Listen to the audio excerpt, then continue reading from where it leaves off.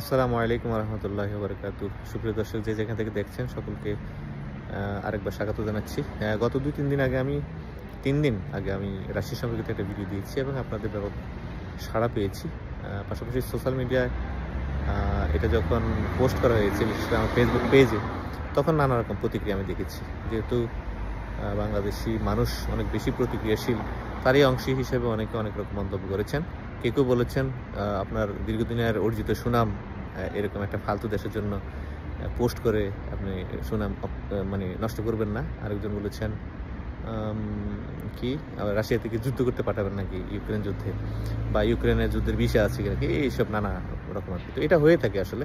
তবে ম্যাক্সিমামই পজিটিভ দেখেছি, বিশেষ করে ইউটিউব চ্যানেলের ভিডিওতে সবার প্রতিক্রিয়া খুব ভালো ছিল। যারা আসলে রাশিয়া সম্পর্কে জানে, রাশিয়ার বেতন, অবকাঠামো, এসব সম্পর্কে যারা আসলে সম্যক অবগত আছে, তারা আসলে এই ধরনের প্রতিক্রিয়া ব্যক্ত করেনি। তারা সবসময় পজিটিভ মন্তব্য করেছে। অনেকে মন্তব্য করেছেন যে এখানে 1 লাখের উপরেও অনেকে ইনকাম করে, সেটা আমি আজকে দেখলাম। তো এরকম আসলে যে বিষয়ে জানে না, বা যার যে বিষয়ে যত জানা খুব কম, দক্ষতা কম, মানে জানাশোনা কম, সে আসলে যতটুকু জানে সেগুলো নিয়ে আসলে পুরো পৃথিবীটাকে বিচার করে, বিশ্লেষণ করে। এটা আসলে কথা।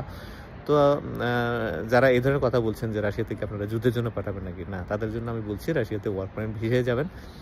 লাইক কনস্ট্রাকশন রিলেটেড কাজ, কার্পেন্টার আছে, মেশন আছে, এবং ইলেকট্রিশিয়ান সহ নানা কাজের অপরচুনিটি আমাদের রাশিয়াতে আছে ইনশাল্লাহ। এবং রাশিয়া থেকে আমাদের ডেলিগেট আসবে, খুব রিসেন্ট আসবে ইনশাল্লাহ। এই ডেলিগেট এসে নিজে যাচাই বাছাই করে লোকদেরকে নিবে, যারা দক্ষ, অদক্ষ এবং সব ধরনের লোকই আর নেবে ইনশাল্লাহ। তো সেই প্রেক্ষিতে আমরা একটা সার্কুলারও দিয়েছি।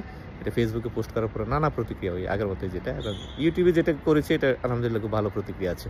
তো আমি যেটা বুঝলাম আসলে, ফেসবুকে যারা সময় কাটায় তাদের ম্যাক্সিমাম আসলে নানা বিষয়ে খুব কমই জ্ঞান রাখে, বরং তাদের মনে যেটা চায় আর কি, এটা তারা বলে, এবং মনে যেটা আসে আর কি, মনের ভাবটা তারা সহসা প্রকাশ করে দেয়। এবং বাঙালি জাতি হিসেবে আমরা বেশ সুখীতে আছে আমাদের, যে যেখানে প্রয়োজন নেই সেখানে আমরা আঙ্গুল ঢুকাই দিই আর কি। তো এটা আমরা করিয়ে যাচ্ছি।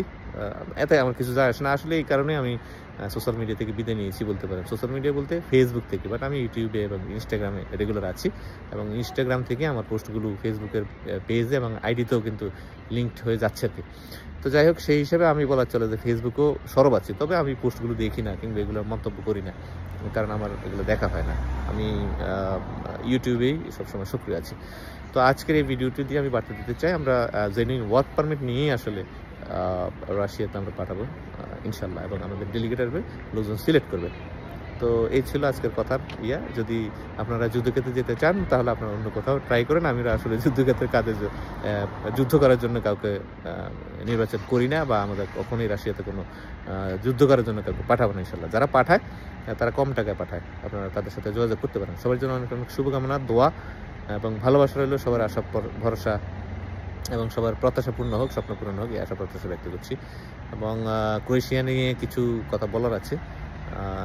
যে আমি সোশ্যাল মিডিয়া দেখলাম যে অনেকে বলছে যে ক্রোয়েশিয়া শেষ হয়ে গেছে, ব্লক হয়ে গেছে, এটা সত্য নয়। এই ধরনের কোনো সার্কুলার আজ পর্যন্ত গভর্নমেন্টের তরফ থেকে আসেনি।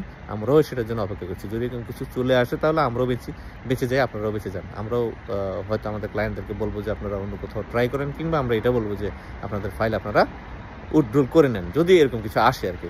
প্রথমত অফার থাকবে আমাদের যে আপনারা অন্য কোথাও যান, যেহেতু আপনারা ইউরোপ যাওয়ার স্বপ্ন দেখেছেন, অন্য কোথাও ট্রাই করেন। আর যদি না, আমরা ইউরোপ যাবো না, আমরা দেশে কিছু করবো, সেক্ষেত্রে ভিন্ন কথা। আগের মতোই আমি বলছি, যেভাবে বলেছি এখনও বলছি, আপনাদের জন্য সেই অপরচুনিটি থাকবে।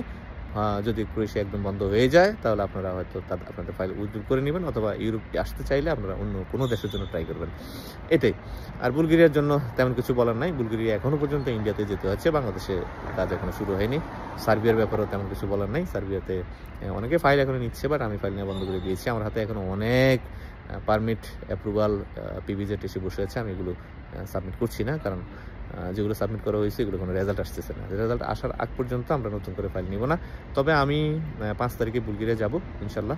ওখান থেকে সার্বিয়া আমি যাব ইনশাল্লাহ। ওইখানে আমার 2টা মিটিং আছে। যদি ওরকম ভালো কোনো সুযোগ সুবিধা পাই, বা ওইরকম যদি কোনো ভালো অপরচুনিটি থাকে, এবং যদি নিশ্চয়তা পাই যে হ্যাঁ এম্বাসি থেকে আমরা অ্যাপ্রুভালের ব্যাপারে তারা আমাদেরকে সহযোগিতা করতে পারবে, তা আমরা হয়তো সার্বিয়া নিয়ে সামনে আগাবো, অথবা এই পর্যন্ত যে অবস্থা আছে সেই অবস্থায় থাকবে ইনশাল্লাহ। কিছুদিন পর্যবেক্ষণ আমাদের করতে হবে, কারণ পারমিটগুলো যদি আমি অনলাইন করে ফেলি, এতে অ্যাম্বাসি লাভবান হবে, ইন্স্যুরেন্স কোম্পানি লাভবান হবে, আমি ক্ষতিগ্রস্ত হব, আমাদের যারা ক্লায়েন্ট আছেন তারা আশাহত হবে, রিজেক্ট হলে আশাহত হবে, কিন্তু আর্থিকভাবে তারা কিন্তু ক্ষতিগ্রস্ত হবে না, যা ক্ষতিগ্রস্ত হওয়ার সেটা আমিই হব।